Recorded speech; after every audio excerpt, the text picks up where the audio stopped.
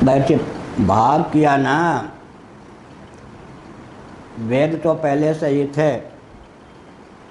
जैसे हम कहते हैं अष्टाध्यायी व्याकरण पहले से थे या नहीं। सूत्रों में वृद्धि ह्रास न करके सिद्धांत कौमुदी, मध्य कौमुदी, लघु कौमुदी की संरचना हुई ना। क्या वो सुगमता की दृष्टि से वेदव्यास जी जो द्वापर और कली की संधि में होते हैं, कभी कोई व्यास होते, कभी कोई व्यास होते, कभी पराशर जी भी व्यास। व्यासों के नाम बहुत हैं। इस समय की दृष्टि से कृष्ण द्वैपायन वेदव्यास, वो जब देखते हैं कि धीरे धीरे प्रज्ञा शक्ति, प्राण शक्ति का ह्रास हो रहा है,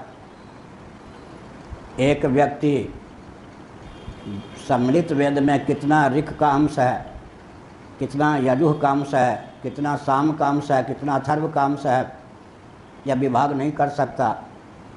कितना होता से संबद्ध कर्म है, ये सब का विभाग नहीं कर सकता। तब वो वेदों का विभाग करते, मंत्रों की संरचना नहीं करते, वेदों का विभाग करते हैं। फिर वो एक दृष्टि देते हैं अपने शिष्यों को, उनके शिष्य और प्रशिष्य चार को फिर 180 तक ले जाते, 1180 तक ले जाते। एक वेद के चार विभाग, फिर एक एक विभाग तो चार होंगे। लक्षण हमने कह दिया, मित, अमित, स्वर और सम्मिलित। क्या तीन जाति के वेद हैं, मित, अमित, स्वर। इन तीनों का संवेद स्वरूप अथर्व है।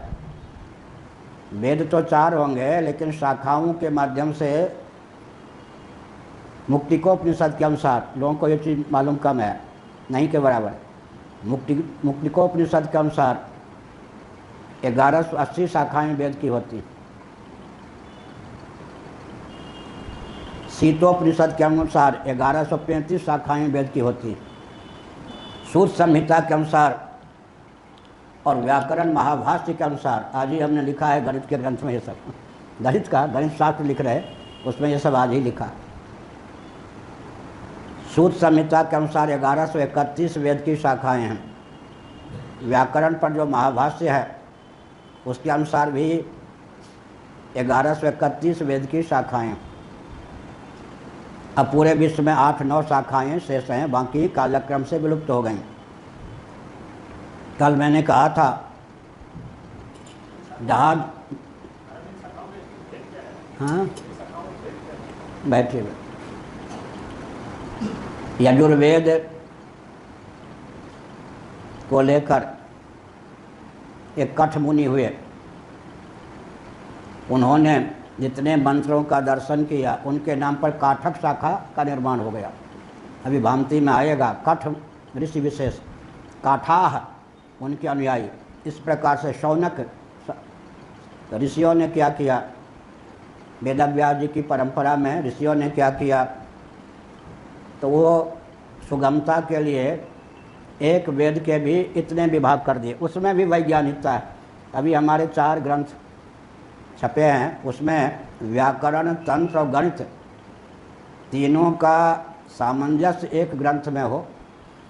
वेद की शाखाएं 1180 कैसे, किस वेद की कितनी शाखा, सामवेद की 1000 शाखा क्यों, ये सब।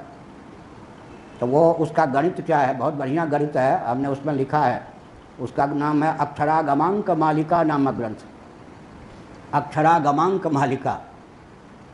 अब वो एक ऐसा ग्रंथ है विश्व में, मैं समझता हूँ पहला ग्रंथ है, किसी कल्प में और हुआ होगा, जिसमें व्याकरण, गणित और तंत्र तीनों का सामंजस्य स्थापित किया गया है।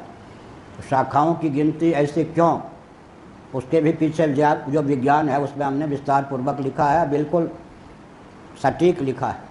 तो हमने एक संकेत किया कि ऋषियों के नाम पर विभाग हो गए, सुगमता के लिए, सुगमता के लिए विभाग हुआ। तो 1180 तक पहुंच गए। तो विषय क्या चल रहा था, बहुत दूर विषय चला गया कि ऋक, यजुः, साम और अथर्व मंत्र की जातियां हैं, समझ गए ना।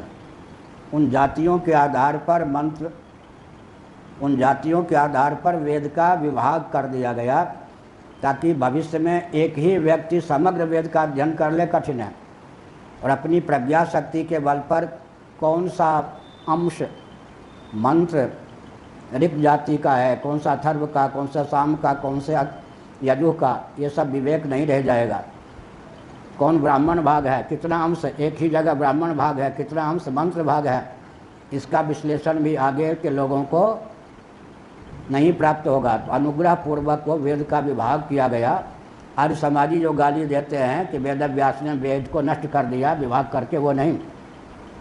ऋषि लोग क्या करते हैं, प्रज्ञा शक्ति और प्राण शक्ति की दुर्बलता को देख करके अनुग्रह पूर्वक फिर सुगम मार्ग निकालते हैं। अब श्रीमद् भागवत का 11वां स्कंध पढ़िए। महासर्ग के प्रारंभ में जो प्रथम कृतयुग था, सतयुग, वहाँ एक ही अक्षर का वेद था, ओम।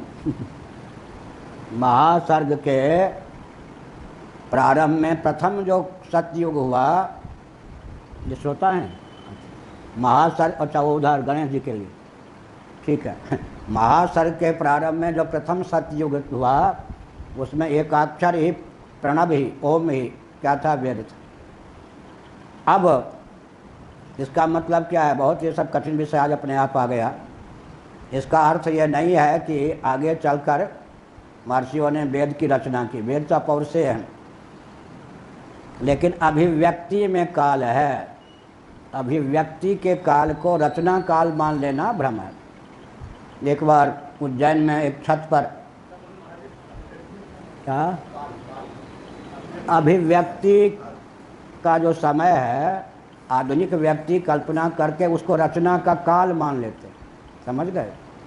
उनकी दृष्टि में वेद की रचना का यह काल है, हम बोलेंगे अभिव्यक्ति का काल है। अभिव्यक्ति के काल में और रचना के काल में बहुत सूक्ष्म भेद होता है। अब उदाहरण देखिए, जितना शास्त्रार्थ चला ना उसका उपयोग कर लीजिए। मिट्टी में पिंड भी है, पहले मिट्टी में चूर्ण भी है, पिंड भी है, कपाल भी है, घट भी है। विद्यमानता की दृष्टि से घट पहले से है या नहीं, लेकिन अभिव्यक्ति काल में भेद है या नहीं, क्रम में भेद है या नहीं। पहले मिट्टी से चूर्ण, फिर पिंड, फिर कपाल, फिर घट की उत्पत्ति होगी। इसी प्रकार से अभिव्यक्ति के क्रम की दृष्टि से लोग कहते हैं ऋग्वेद सबसे प्राचीन है, या वेदव्यास जी के समय में इतनी शाखाएं हो गईं। अभिव्यक्ति के काल को रचना काल नहीं मान सकते। भ्रम यही होता है कि अभिव्यक्ति के एक तो काल का भी अंकन ईसा के बाद, बड़ी मुसीबत तो यह है, उसमें भी बेईमानी। ईसा के पहले रहने नहीं देना चाहते कुछ। मान लीजिए कोई 4 ईसा के पहले भी ले जाए, तो एक तो काल को संकुचित कर देते आधुनिक व्यक्ति, फिर अभिव्यक्ति के काल को रचना का काल मान लेते हैं। यह है जैसे वैशंपायन जी या किसने, या याज्ञवल्क्य जी ने या वैशंपायन जी ने सूर्य की आराधना करके क्या प्राप्त किया, कृष्ण या शुक्ल। अब पहले वाला कौन था, कृष्ण, और शुक्ल में कौन प्राप्त किया, हाँ, और वैशंपायन जी बस अंत में निगलवा लिया। इतनी 33 शाखा हुए या नहीं। सूर्य तब तो वेद विहीन हो गए, वेद विहीन जब हो गए तब सूर्य की आराधना की। सूर्य की आराधना से कौन सा वेद उनको मिला, शुक्ल यजुर्वेद मिला या नहीं। इसका मतलब क्या है, हिरण्यगर्भ संवर्तताग्रे, हिरण्यगर्भ होते हैं ना, सूर्य माने हिरण्यगर्भ। सूर्य का एक नाम है आदित्य।